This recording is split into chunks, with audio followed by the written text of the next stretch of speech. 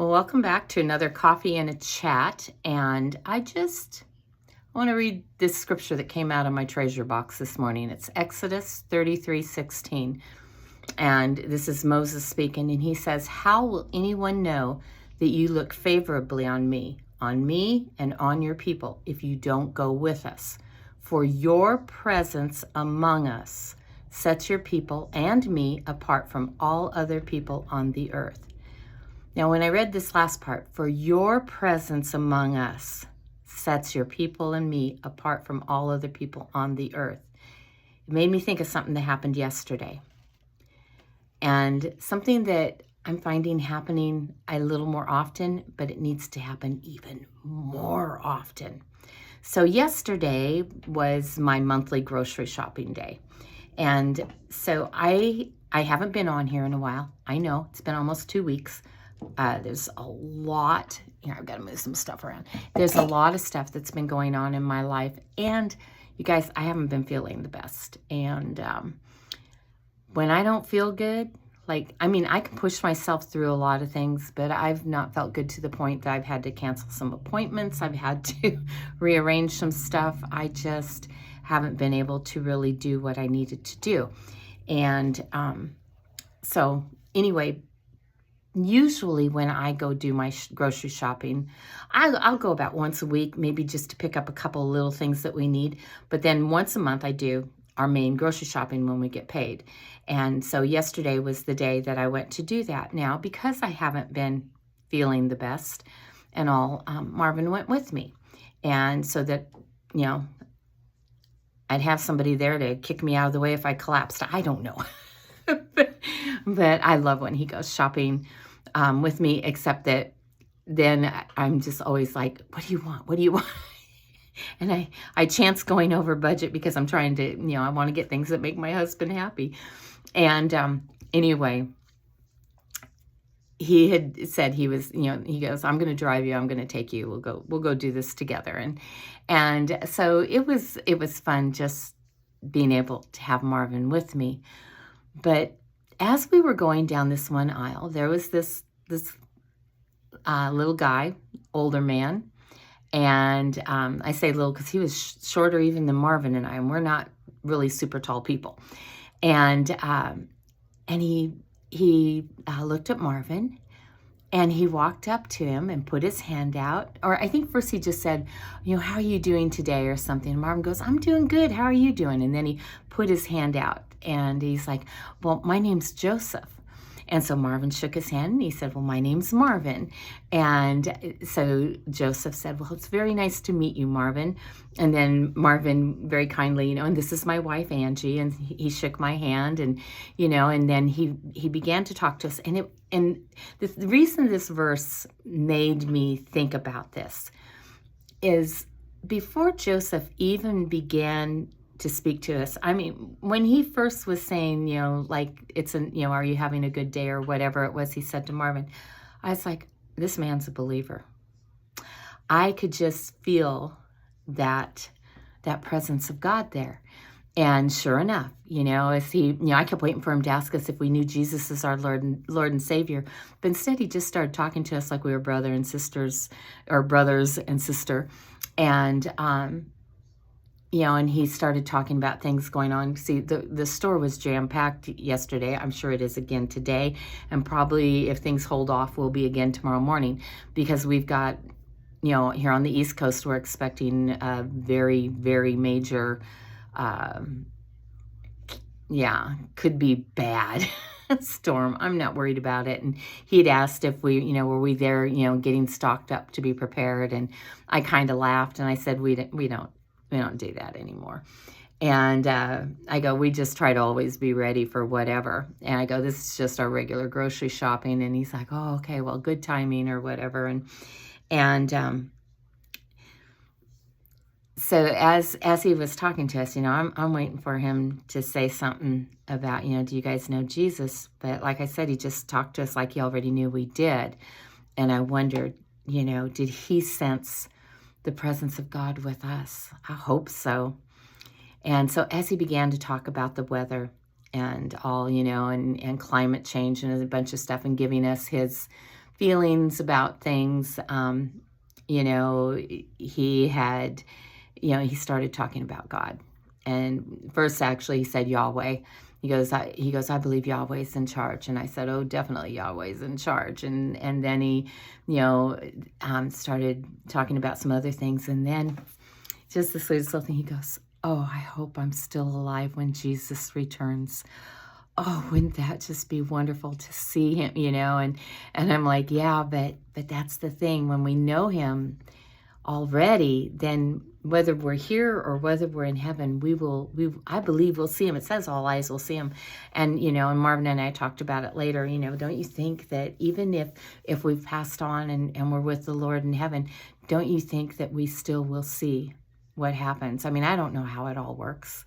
Sometimes I wish I did, but God, he doesn't tell me any more than he needs to. I guess I'm on a need to know basis, and there's a lot I don't need to know. Whatever. But, just listening to him and how sweet he was, and, and he said a few more things, and it just was really wonderful. And I saw this other man, a very tall man, at least 10, 15 years younger than we were. And because I'd say Joseph's probably about the same age as Marvin and I. And this guy, he's looking at us, and and he's kind of walking around, shopping in circles around us, like because he was listening. And and he gave us this funny little smile, and I'm like, okay, so that's either a smile like, yeah, I know, because I know Jesus too, but then I thought, well, surely he'd come over and start talking to us, or it's that, aren't the crazy little people cute? I didn't really, wasn't too worried either way, but I was thinking there's no shame here in talking about the Lord, or the excitement of his return and how we long to see him. There's no shame in talking about how we know that God's in control no matter what is brewing around us. And so it just was like this really pleasant, exchange that only lasted a few minutes. And then Joseph, said goodbye, and he was off. And at one point I wanted to go, I've got one question. Are you human, or are we entertaining an angel right now? So I was waiting for him to give us this big reveal or something. And, and I think Joseph was just a sweet little old man.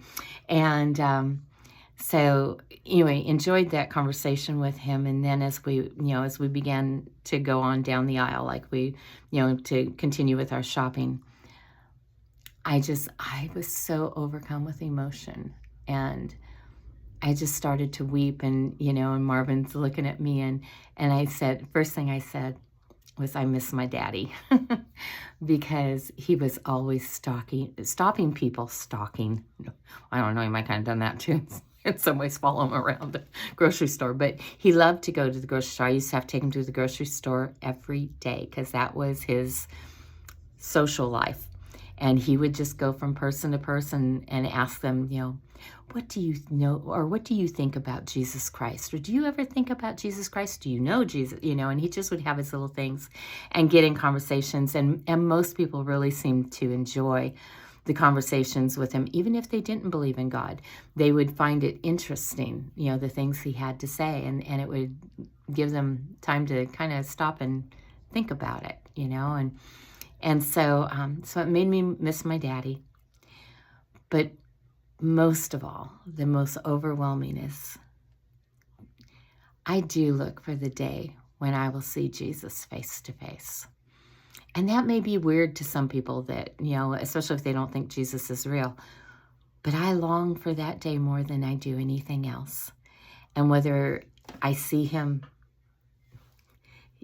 come through the eastern gate here on earth, or whether I see him in heaven, as my first greeting, it doesn't really matter, just so long as I see him. And it's just, Joseph kept impacting me, and I know he was Marvin too, because Marvin spotted him before he left the store. He goes, oh, there's Joseph again. And it's made me think how much more open and bold we should be getting every day We should be more bold about Jesus and the things of God than we were the day before, because he is coming back, and it is way sooner than we actually realize.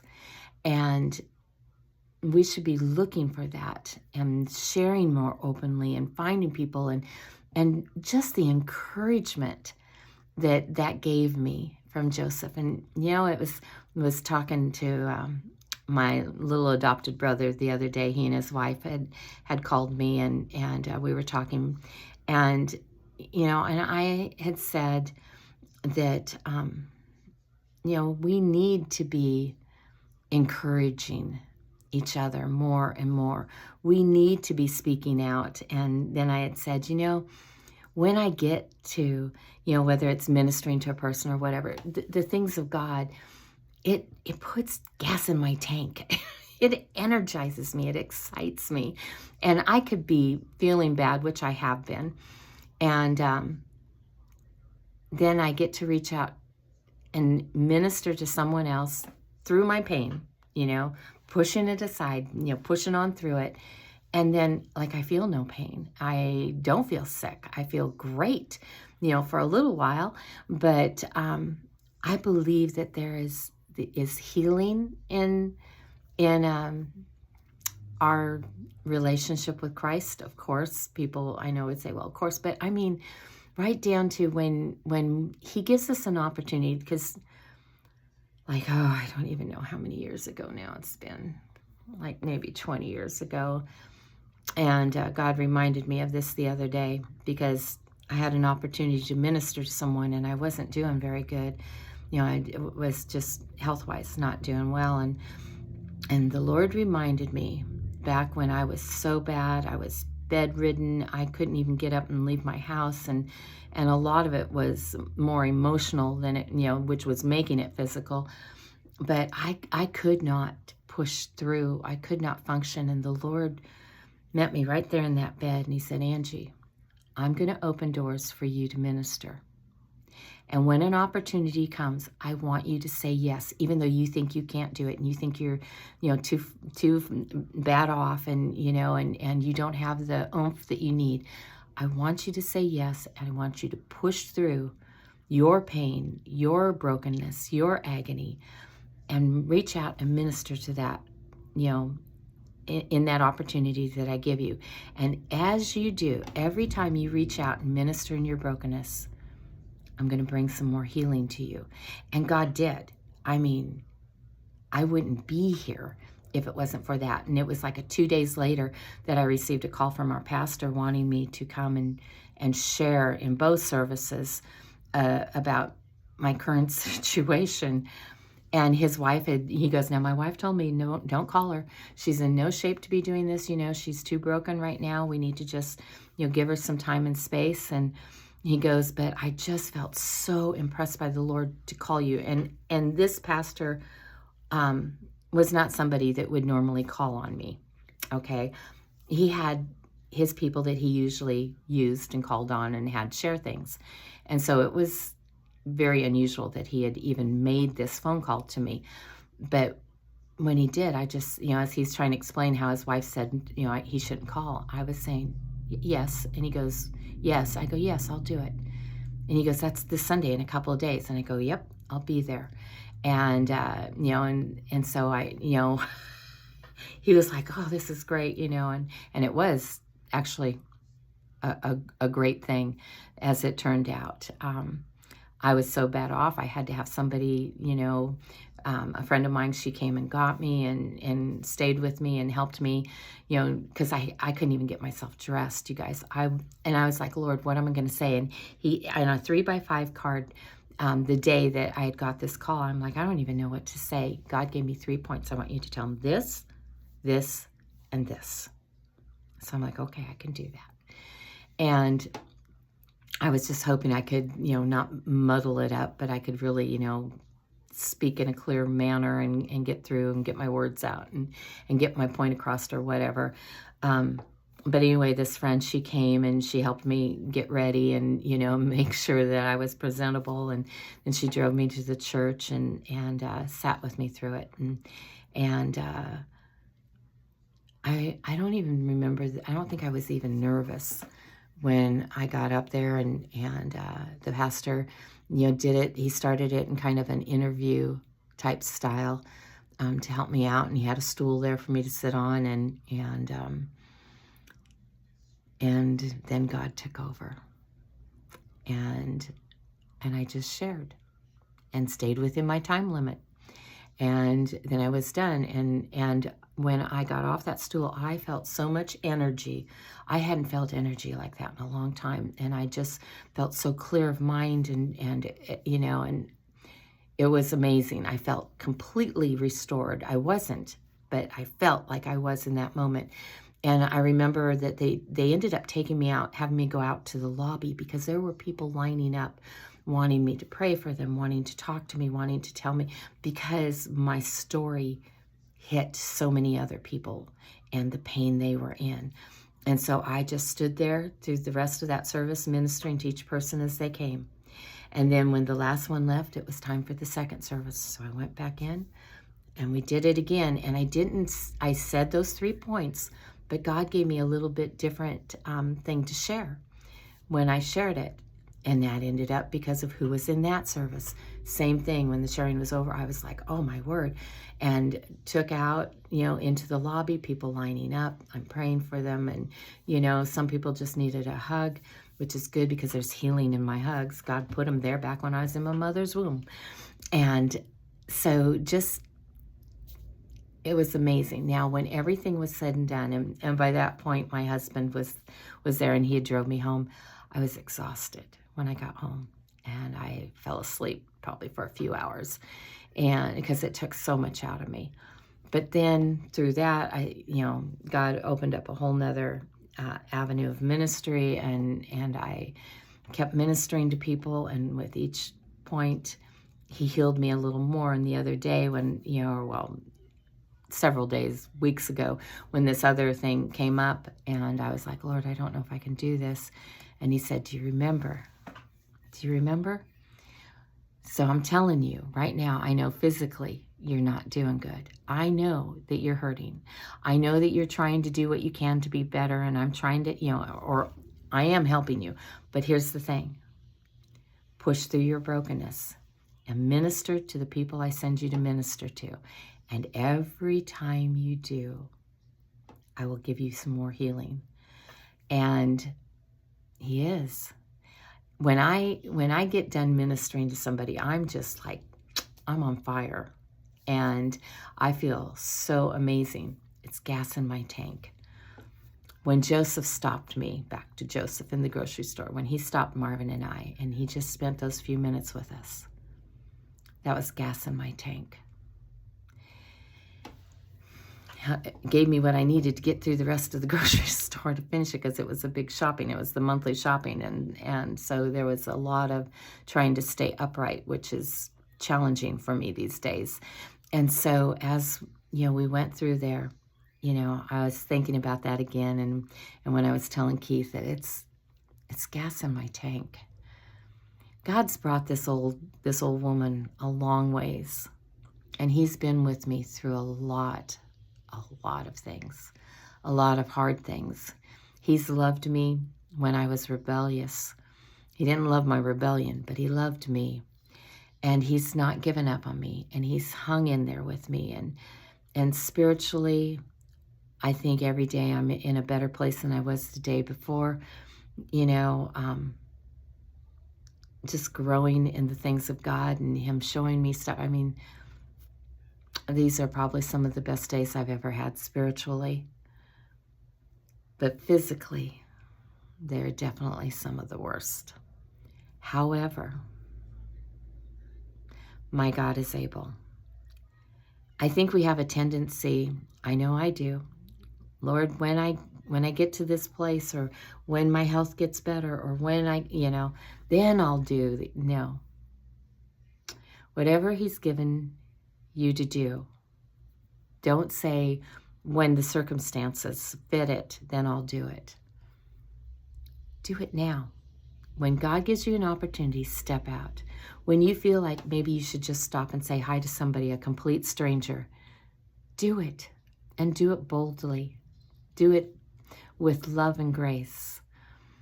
We need that encouragement with each other, and you never know what God's given you to say, what that's going to do in another person's life.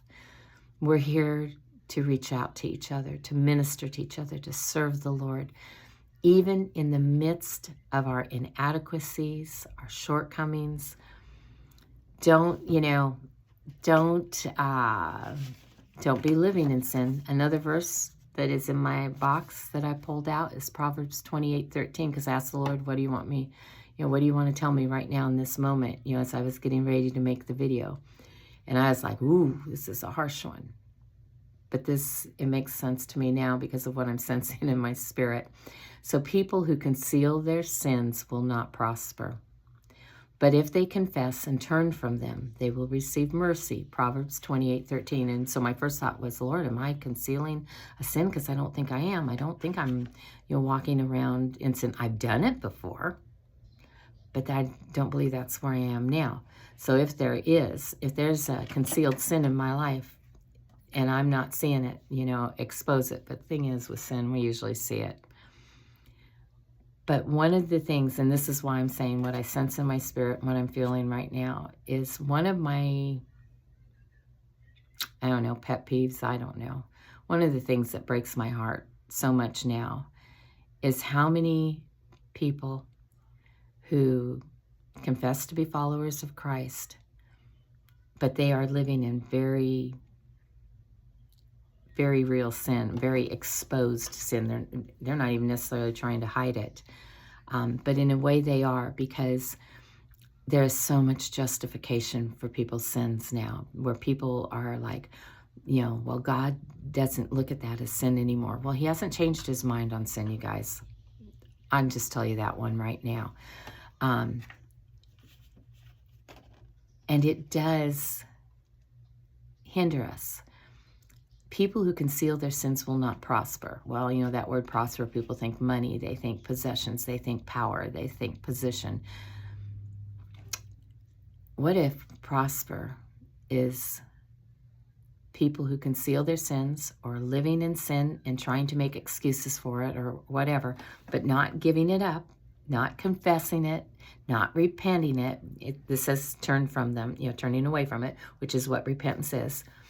Those that do confess it, and say, okay, you know what, this thing that I've been doing and saying is okay, it's not okay. It's a sin. And now I'm going to correct that. I'm not going to keep walking in that way and living in that way. It says that when we do that, we receive mercy. But when we try to hang on to it and keep it there, we don't prosper. I am not going to prosper spiritually in my walk with Christ. I am not, if I'm holding sin in my life. So asking the Lord to search us, because maybe we do have sin in our lives and we don't realize it because we've listened to so many people saying it's not a sin anymore, that now we believe it.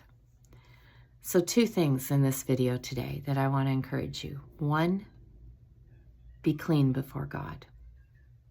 There is nothing out there that's worth holding on to at the cost of losing anything with him. So live clean. Get your life spiritually clean. But even in the midst of your shortcomings, even in the midst of your pain, even in the midst of your need, when God gives you an opportunity to minister, do it. Don't say, when I get moved, when I find a new church, when I get the new job, when I get my car fixed, when I get over this illness, no. If he gives you an opportunity now, you move on it now. Trust him in that. It will draw you closer to him.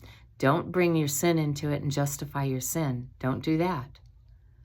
Sometimes we just have to be honest and say, you know what? I'm struggling with something. Sometimes we just have to be there. So live clean, but minister wherever he gives you, even if it's just to stop someone in the store and say, can I pray for you? Because the Lord was laying that on your heart. If they say no, they say no, and you move along. But I've done a lot of that in my life, and I can tell you, out of probably thousands of times when I've stopped and asked somebody if I could pray for them, especially if I saw them going through something hard, maybe one time in my life have I ever had somebody say no. People usually, when they're in a bad way, they welcome prayer. Okay, I guess that's it for right now. I'm feeling a little exhausted and I need to go do a couple of things. But yeah, I love you guys. I hope you're doing well and living for him. I'll talk to you again, hopefully real soon.